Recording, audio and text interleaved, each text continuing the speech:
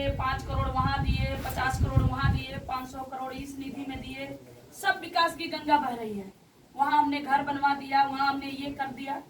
कितना बना है ये हकीकत तो आपको पता है ना। तो जब हम इसी हकीकत की बात कर रहे हैं और इसी अधिकार की बात उनसे कर रहे हैं तो वो हमको जेल भेज रहे हैं, वो हमको जेल में डाल रहे हैं। तो इसलिए साथियों आप देखेंगे कि जब हमारे लोग लगभग 2 महीने बाद तो मेरी बेल हुई थी। 6 दिसंबर को मेरा बेल हुआ था हाई कोर्ट से। यहाँ से हमारा बेल खारिज हो गया तो हमें तो बेल हाई कोर्ट से लेना पड़ा।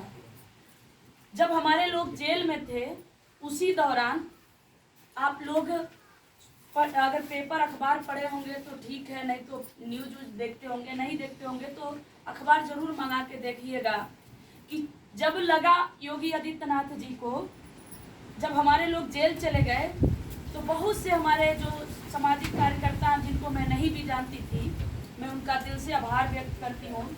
सामाजिक लड़ाई में वो आगे आए थे और उन लोग हम लोगों की रिहाई के लिए करके वो लोग मार्च तक किए। मंत्री को, प्रधानमंत्री को, मुख्यमंत्री को, जिलाधिकारी को, राज्यपाल को उन लोगों ने ज्ञापन देना शुरू कर दिए और वो लोग जगह जगह कहने लगे कि अगर आंदोलनकारियों को 22 जनवरी नहीं किया जाएगा तो हम लोग जेल भरो आंदोलन करेंगे। बहुत सारे इसमें लक्ष्मण यादव भी, उनका भी स्टेटमेंट आया था। दीदी निर्देश सिंह थी, राहुल नागपाल, जबकि समता न्यूज के जो संपादक हैं मनोज अंतानी जी, वो तो जेल में थे बेचारे। एनबी न्यूज के भी जेल में थी। तो इसलिए साथियों माननीय मुख्यमंत्री जी को लगा कि हम फिर फंस गए, जेल भेज करके फंस गए। तो उन्होंने 4 नवंबर को, अभी जो नवंबर बीता है, 4 नवंबर 2023 को चंपा देवी पार्क में जाकर उन्होंने कहा कि 1.25 करोड़ दलितों को जमीन का मालिकाना हक देंगे दिसंबर तक। अखबार मंगा के भी लेखवन से पढ़वाइएगा जो लोग पढ़े लिखे होंगे, या न्यूज पे देखिएगा तो ये योगी आदित्यनाथ जी का ये कहा हुआ है कि 1.25 करोड़ दलितों को दिसंबर तक जमीन का मालिकाना हक देंगे।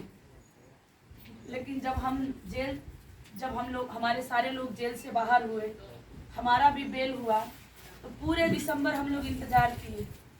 जितने लोग फॉर्म भरे थे, कुछ लोगों से फोन करके हम लोग पूछ भी रहे थे कि भाई कहाँ जमीन मिल रही है कि नहीं मिल रही, मिल रही है कि नहीं मिल रही, तो कहीं भी जमीन नहीं दिए। उन्होंने फिर हम लोगों के साथ जुमलाबाजी कर लिए। इसलिए साथियों हम लोगों ने आक्रोश मार्च की ऐलान किया कि हम आक्रोश मार्च करेंगे। और आक्रोश मार्च में हम लोगों ने कहा कि मुख्यमंत्री के वादा खिलाफी के विरोध में आपने कहा जमीन देने के लिए तो जमीन देना पड़ेगा। इसलिए हम लोगों ने चौरी चौरा से लेकर गोरखपुर का ये हम लोगों ने प्रण किया था कि हम रैली करेंगे और हम तभी ये रैली समाप्त करेंगे जब जमीन देने की बात एकदम पक्की हो जाएगी। तो आप देखेंगे कि 2 दिन पहले ही 29 जनवरी से 2 दिन पहले 27 जनवरी के रात में 11 बजे श्रवण कुमार निराला जी को पुलिस ने अपहरण कर लिया। अपहरण इसलिए कि गिरफ्तारी और अपहरण में अंतर होता है। जब कोई पुलिस किसी व्यक्ति को, कितना भी बड़ा अपराधी हो, उसको गिरफ्तार करता है, पकड़ता है, तो उसके घर वालों को इन्फॉर्मेशन देता है। ये उनकी ड्यूटी है कि हम आपके घर के लोगों को इस अपराध में, इस धारा में लेके जा रहे हैं, ये पुलिस की ड्यूटी है। लेकिन जब किसी षड्यंत्र के द्वारा या कोई बड़ी घटना को अंजाम देना होता है पुलिस वालों को, तो वो किसी को नहीं बताते हैं, धीरे से वो उस आदमी को उठा लेते हैं। तो श्रवण कुमार निराला जी को भी जब हम लोग 27 तारीख को हमारे कुछ साथी थे, हम लोग यहाँ क्षेत्र से 10 बजे वैसे ही जाती, मुझे जाते जाते लेट हो जाता है, हम लोग बैठ करके बात किए और हम लोग प्लानिंग किए कि भाई हम आंदोलन में कैसे बात रखना है, किसको, किस अधिकारी को बुलाना है, कैसे करना है। भाई गरीबों को जमीन तो दिलाना है और योगी आदित्यनाथ जी ने जमीन देने की बात की है तो उसको कैसे हम साकार करेंगे। ये हम लोगों ने बैठ के प्लानिंग किया और हमको रात हो गई तो माननीय श्रवण कुमार निराला जी छोड़ने गए हमारे घर, और छोड़ करके वो आ रहे थे कि अपने घर से 4-5 घर पहले ही पुलिस वाले पहले से उनका हाथ लगा के एक तरह से बैठे